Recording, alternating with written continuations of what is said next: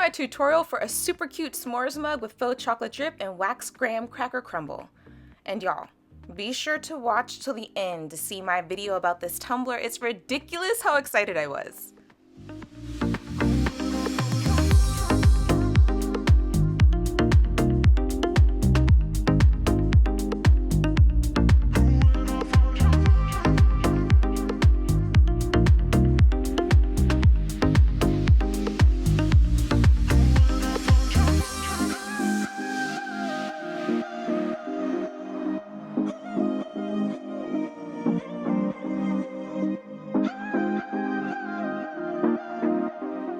While our paint dries on our handle, let's mix our custom glitters. I didn't have a brown that was graham crackery enough, so I decided to mix some colors to get the color that I want. You totally don't have to use whichever color you like, but you guys know how much I love to mix my glitter colors.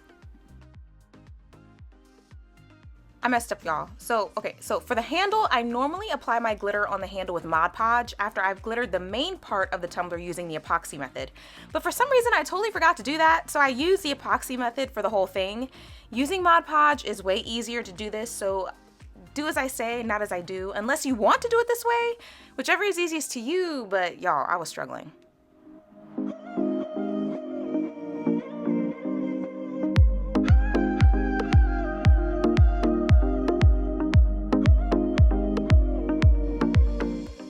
This color right here, y'all, virginish. Why did no one warn me about this glitter color? It's gorgeous, yes, but it also has these beautiful, super fine, dusty particles that once released into the atmosphere will cover everything in its path. It has been 3 days since I glittered this tumbler, y'all, and I still look like Edward Cullen's sister. No joke.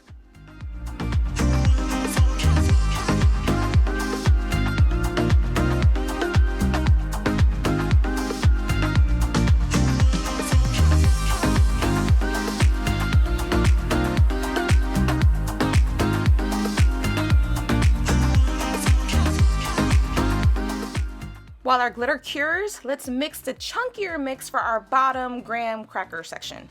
You can totally skip this step, but I always like to add depth where I can, and this is a good way to do it. I'll be adding this chunky mix to the bottom and a similar chunky version of virginish to the white marshmallow section.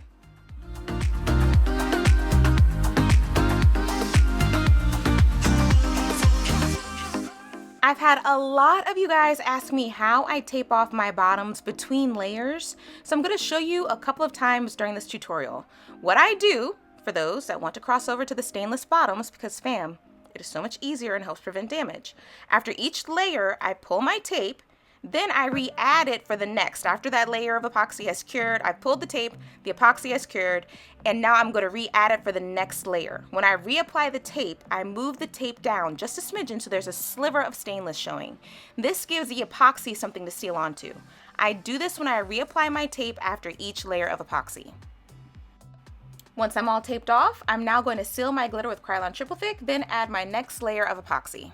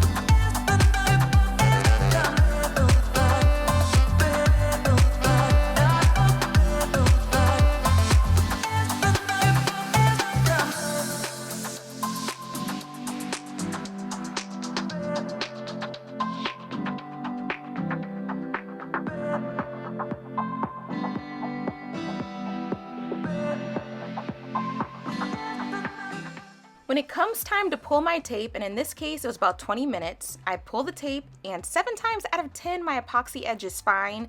If not, and the epoxy line is not crisp, I take a paper towel and some 91% alcohol and carefully wipe the edge while my tumbler is spinning to get the crisp edge that I want. Some other tumbler makers also use baby wipes or alcohol wipes as well.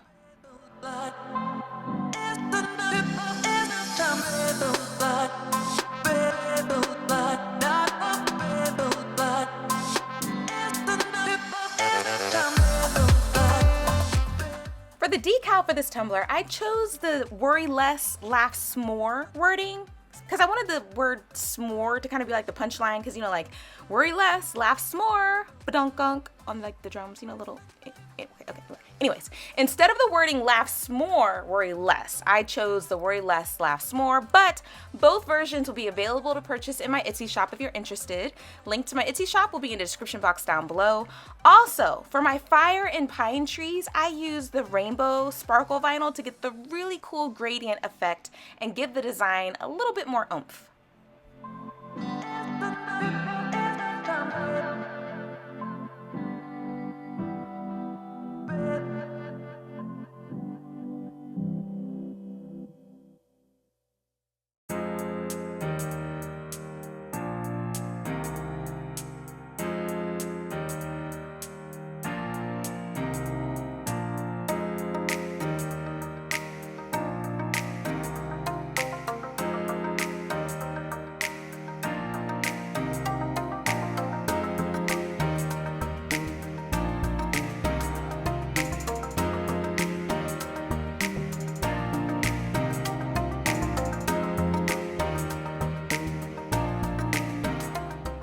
Just to show you guys one more time, before I add my decal, I reapply my tape in preparation for my next epoxy layer. You can also add your tape after applying the decal. This is just the way I do it because a couple times I forgot to tape my tumbler after I applied the decal and I started epoxying and was like, dagnabbit.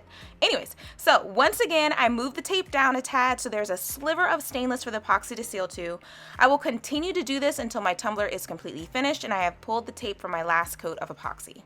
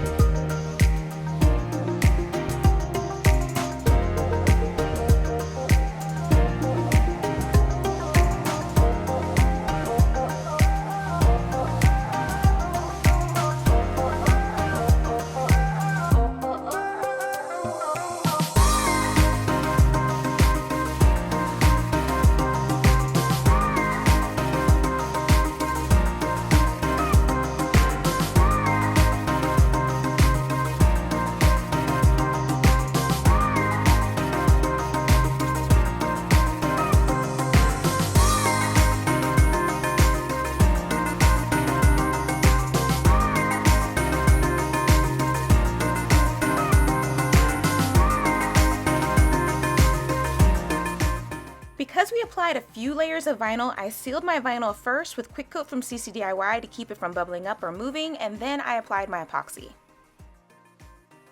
Let cure, then we'll be ready to add our chocolate drips and graham cracker crumbles.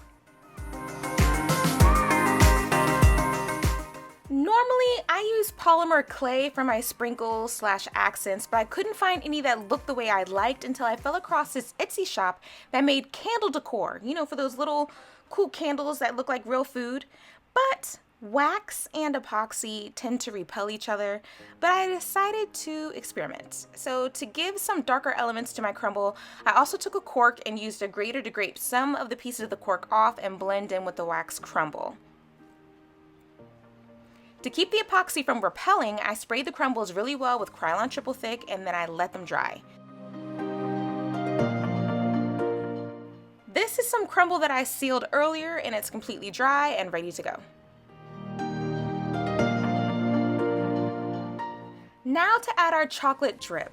For my drip, I like to use Nice and Thick from CCDIY, but I know other makers like to use cornstarch or some other things, but you can use whatever you like. I just love the look that I get using the thickener, but do whatever is easiest for you. After blending my epoxy, I'll add the Nice and Thick spoonful by spoonful until I get the thickness that I want. And to check it, I like to do like a test drip on another cup to check for movement. I want my drip to be thick enough that it will barely move while it's curing.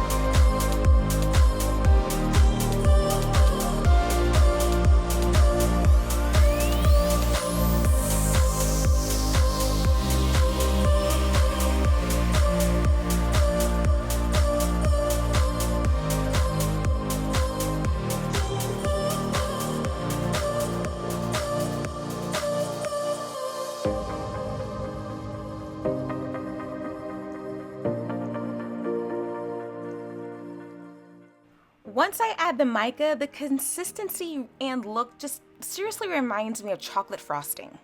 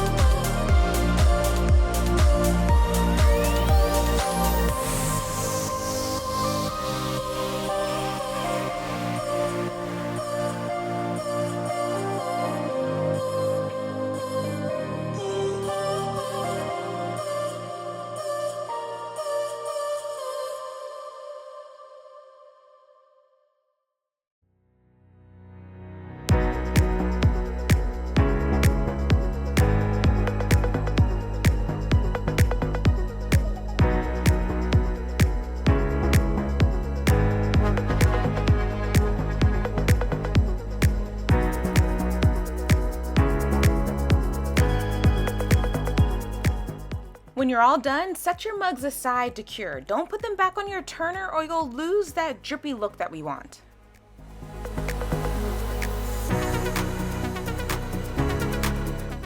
Once it's all cured, I added quick coat to really seal my wax crumbles to make doubly sure that they don't repel the epoxy and let air dry. Normally, I like to speed things up by using my heat gun, but remember these are wax and I didn't want them to melt before I sealed them under epoxy.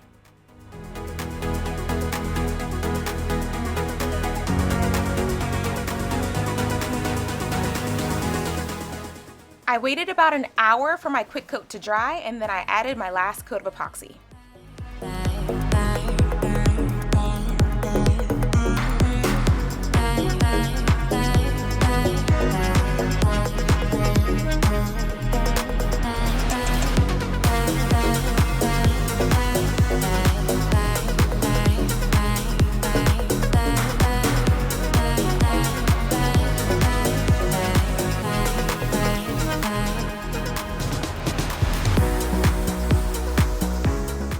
When using my torch to pop the bubbles, I lightly went over the crumble portion just to be on the safe side and not melt them. Make sure your tumbler is nice and smooth, and then you'll be all done. But stay tuned for my discovery. Oh my word, you guys. What's up, y'all? We are back in the Fortress of Solitude because my house is small and my children are loud. Y'all, my tumbler smells. You guys, the graham cracker crumble, the candle, the wax pieces, whatever you like to call them, they came with a scent, like a graham cracker scent, and they smell delicious. Like when you first take them out the package, it's like, oh my Lord, these are amazing. But I never thought that after Krylon triple thick, quick coat, and a layer of epoxy that you would still be able to smell them. But you can still smell them. Oh my gosh, this smells amazing. This tumbler smells amazing. I'm like so excited, you guys. Oh my gosh. Oh, girl, that maker of that candle company. I mean, I may go back to her shop and buy more stuff just for around my house, because if anytime her candle stuff still smells this delicious after a coat of epoxy, Krylon triple thick, and quick coat, and it still smells like this, bruh, this will light your house up. What? Oh my gosh. That is so exciting. I'm gonna just be smelling this cup for the rest of the day.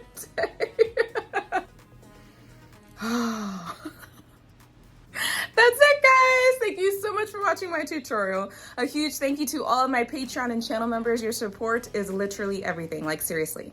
I appreciate every single daggone one of you. Love you so much. Hope you guys have fun making your s'more tumblers with faux chocolate drip and graham cracker crumble. And I will see you again next time.